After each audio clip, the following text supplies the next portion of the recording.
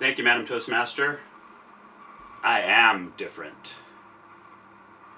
Sometimes it's okay to be different, though. For instance, my dad dropped out of high school. My sister dropped out of high school. My mom barely finished high school. But I went to college and earned an engineering degree. I'm also a dreamer, I'm curious, and I'm a survivor. How many of you ever heard of Calvin and Hobbes? Calvin and Hobbes is a comic strip. Calvin is a little boy with a big imagination. His little stuffed tiger becomes a big giant tiger in his dreams. I am a Calvin. I like to go into my own little world. Sometimes it gets me in trouble, though. I remember in 3rd grade, I got sent to the corner because I was playing with my imaginary friend, Herbie. Did I get mad, though? Nope. I was happy. I got to go and play with Herbie in the corner, and we had a great adventure, just like Calvin would. I'm also very curious. I like to know how things work. When I was little, I used to take things apart. I took apart my crib, I took apart my high chair, and nobody could ever put them back together again. I also like to pretend that I was smart. I used to carry this little book around, and I'd ask people, do you want me to read to you? And I would read them the whole book, page by page. The only thing was, I didn't know how to read. My mom had read that book to me about 100 times, and I had memorized it. The trouble is, to keep up that facade of being able to read, I actually had to learn how to read, because people started handing me other books to read. After I learned how to read, though, I loved reading. I loved to immerse myself in other worlds. And when I ran out of things to read in the house, I would reread things. I would reread books over and over again. I must have read Zane Grey's The Shortstop about 100 times. In fact, I still read it because I love to reread books. I'm also a survivor. When my parents got divorced, my mom had a nervous breakdown, my sister turned to drugs, and I learned how to balance a checkbook and applied to college. So being different isn't always that bad. When I was 10 years old, my mom told me that I was adopted. I didn't know what that meant. I was 10 years old. So I went to the World Book Encyclopedia. For you younger people, that's like Google, but it's a bounded book. In the encyclopedia, I looked up what it meant to be born, what reproduction was, sexual intercourse. I got stuck on sexual intercourse for a while. That's kind of a fascinating topic for a 10-year-old. And I started asking embarrassing questions like this. Thea,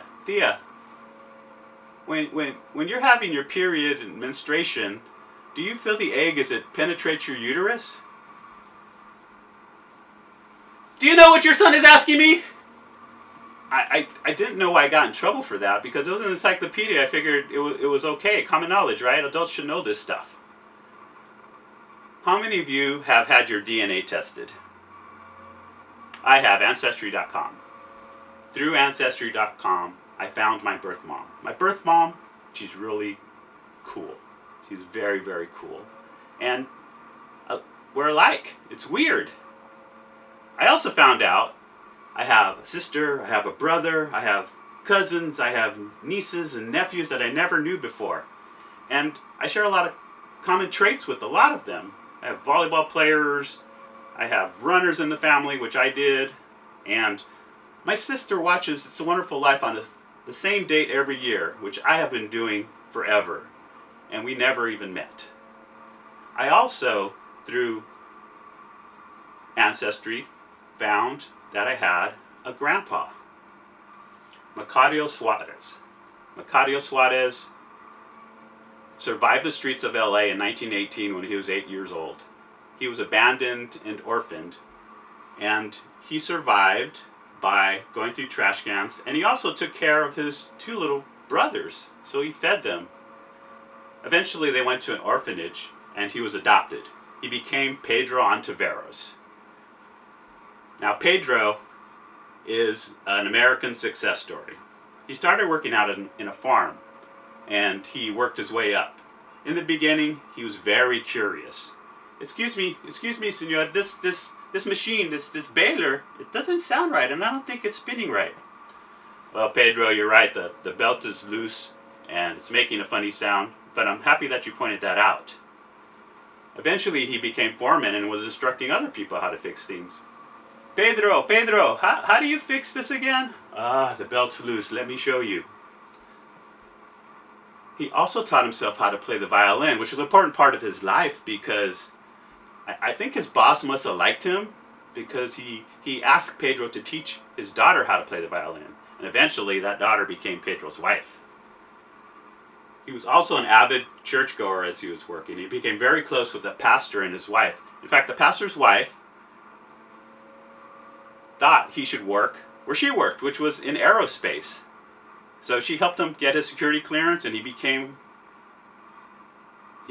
his career in the aerospace industry, eventually working on the rocket jet airplane of the future.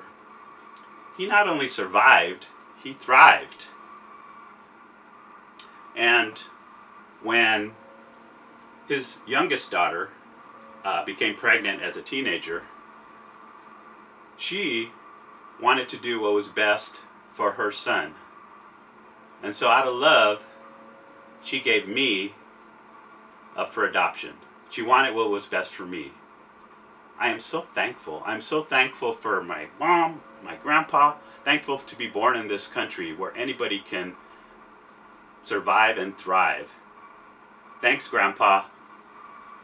Thank you for your DNA, and thank you for your legacy. I hope I have passed this legacy on to my son, but I think I have. When I look at my son, I see a kind, caring, compassionate, and creative adult. So I know I have passed on the legacy. Madam Toastmaster.